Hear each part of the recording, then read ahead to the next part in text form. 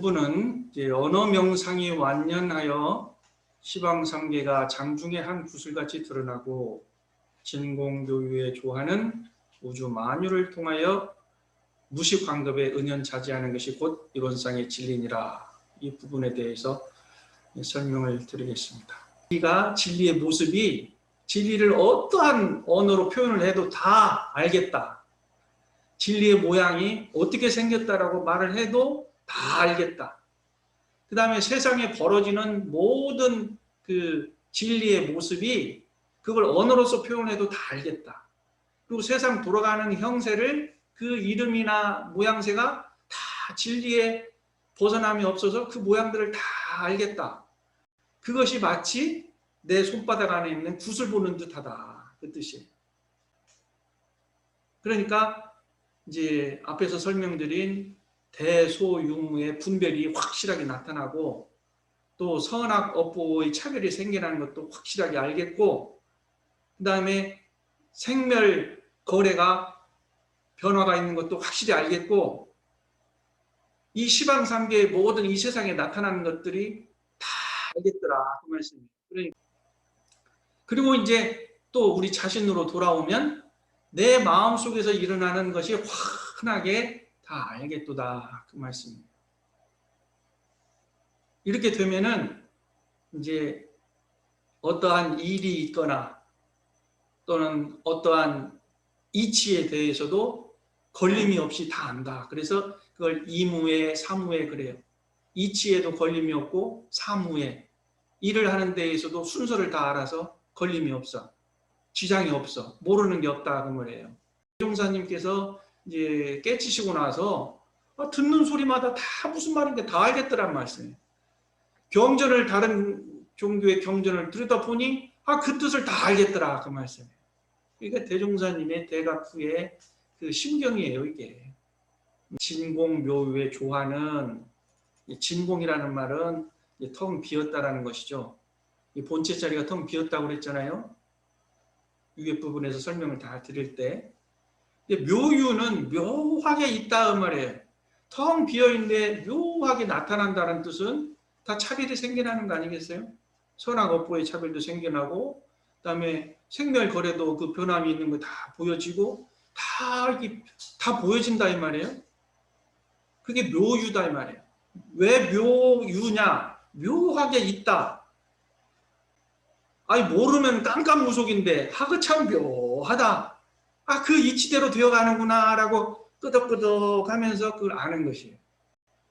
그러니까 진공의 체를 가지고 묘하게 그 있어지고 변화하는 자리를 알겠는데 그것이 조화를 이루어진다 이 말이에요. 조화가 이루어진다. 이 봄 소식을 보면은 어찌 그 한겨울의 기운이 하나씩 변해서 따뜻해지면서 나뭇가지 그 끝에 아주 조그만 그 움이 터가지고 파란 그 새싹이 올라오면서 꽃이 피잖아요. 그 신기하게 묘하잖아요. 모든 것이 이제 생겨나고 없어지고 변화하고 이런 것들이 묘하게 있다. 이거 조화를 이룬다 이 말이에요. 만들어진다 그 말이에요. 만들어지고 변해지고 이거 조화다 그 말이에요.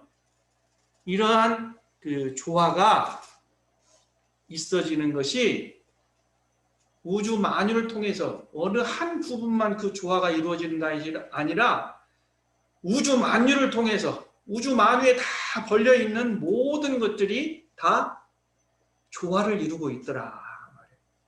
근데 그것이 어느 때만 조화를 이루는 것이 아니라 무시관급에 시작도 없고 끝도 없는 오랜 세월 동안에 조화를 이루는데 그것이 어떻게 조화를 이루느냐? 은현자재한다. 숨을 은자, 나타날 현자, 자제한다. 자유스럽게 나타난다.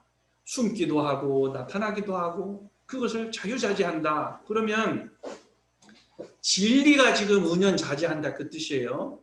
진리를 어디가 있느냐 그러면은 숨어 있는 것 같기도 하고 나타나 있는 것 같기도 하고 나타났다가 숨었다가 하는 것을 보면은 무의식 방법을 통해서 그렇기 때문에 진리가 없는 때는 없는 거예요. 진리의 그 조화가 없는 때는 없어요. 근데 왜 항상 있다 그러지 왜 은현자재한다고 그러냐. 항상 있다 그래야지 왜 숨었다가 나타났다가 그러냐 그 말이에요. 이것은 우리가 생각할 때 우리가 눈에 보이는 것은 있다고 생각하죠. 눈에 안 보이면 없다고 하죠. 우리들의 착각이다 이 말이에요. 우리들의 착각이에요. 그런데 이제 은현자재한다 이것을 이제 조금 깊이 생각을 해보면은 겨울 동안에 봄의 기운이 보였습니까? 겨울 동안에 봄의 기운이 보이질 않잖아요. 땅 속에 있는 뿌리가 땅 밖으로 나올 것이 보이질 않잖아요. 그러면 이게 뭐예요? 숨어 있는 거 아니에요? 땅 속에? 그러나 숨어 있다고 안 보인다고 해서 없는 것이 아니다 이 말이에요. 그러니까 진리의 작용 그 조화는 안 보인다고 해서 없는 것이 아니라 항상 잠재되어 있다. 잠재되어 있는 것이 나타나고 나타난 것이 또 숨기도 한다. 그러면은 우리들의 마음속에 숨어 있다가 나오는 것 있죠. 속마음을 가지고 있다가 나타나는 게 있잖아요. 경기 따라서 나타나잖아요. 그렇잖아요. 우리들의 마음도 숨어 있다가 나타난다. 이게 우리들의 마음 작용도 항상 조화를 부린다. 그 말씀입니다. 그러면은 우리의 마음도 나타났다가 숨었다가 조화를 부리는데 그 근본 원리가 뭘까요? 나타났다가 숨었다가 하는 근본의 원리, 이 조화의 원리. 지금까지 진리의 속성에 대해서 이야기했는데 이 진리의 조화는 어떤 원리로서 나타났다가 숨었다가 그런 자유자재를 하느냐. 그것이 인과의 원리에 의해서 그렇다 말이에요. 그 인과의 원리는 또 이치적으로 대종사님께서는 음양상승의 원리라고는 근본적인 원리를 밝혀주셨는데 세상의 모든 종교의 성자들은 선인선과 악인악과 좋은 일을 하면 복을 받고 악한 일을 하면 죄를 받는다까지는 말씀을 하셨는데 당연히 그렇다고 생각하죠. 그건 등식이니까. 그런데 그것의 원리까지 밝히셨어요. 그 원리는 사람은 이해하잖아요. 선인선과 악인악과다. 그건 이해를 하는데 우주 만유가 이렇게 돌아가는 그 조화는 도대체 어떤 원리로서 돌아가느냐. 그것이 바로 음양상승의 원리로 그렇단 말이에요. 그러니까 음이 강하면은 양이 약해지고 양이 강해지면 음이 약해지고 이 조화를 부리잖아요. 기운이 그렇단 말이에요. 대기의 기운도 그렇고 부부지간이나 형제간이나 또 교사와 학생 간에 그 관계에 있어서 보세요. 한 사람이 너무 억압하고 세면은 한 사람은 쭈그러들죠. 그럼 영원히 쭈그러드나요? 아니에요. 쭈그러든 사람은 압박을 받고 그 힘을 눌림을 당한 사람은 언젠가는 이게 뒤집어진단 말이에요.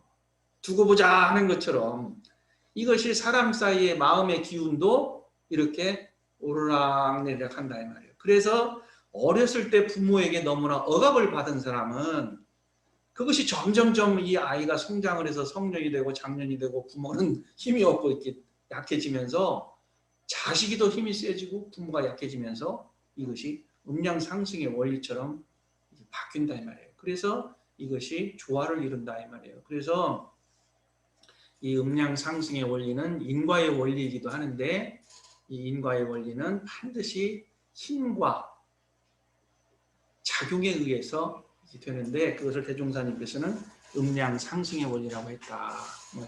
지금 우리나라가 이렇게 역동하는 이유가 바로 거기에 있어요. 대한민국은 역동적인 나라라고 하잖아요. 눌리고 차별 대우받고 있던 사람들이 일어나는 거예요. 인권으로서 평등하게 받고 싶고 또 소득의 평균으로도 받고 싶고 남녀의 차별이 있었으면 그것도 평등하게 하고 싶고 그래서 모든 것이 막 골라지려고 역동하는 사회가 한국 사회다. 제가 20살 시절 대학 입학했을 때 학교에서 도울 김용옥 선생님을 초청을 해서 아주 대간당에 한 200~300명을 대학생을 이제 초대를 해놓고 강의를 들으려고 앉아 있었어요. 그때만 해도 이제 그 도울 김용옥 선생님이 지성인이기 때문에, 학자이기 때문에 이제 아카데미에서 이렇게 그분의 어떤 지식, 철학을 배우고자 그 시간을 마련했는데 이분이 10분도 강의 안 하고 가버렸어요.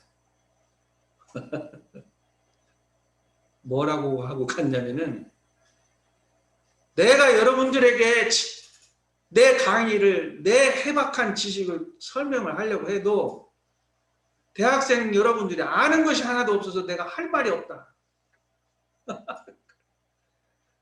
그런 거와 마찬가지로 지금 이론상의 진리를 지금 한 6시간, 6번에 걸쳐서 조목조목 설명을 했는데, 이 이론상의 진리의 내용과 표현이 생소하잖아요?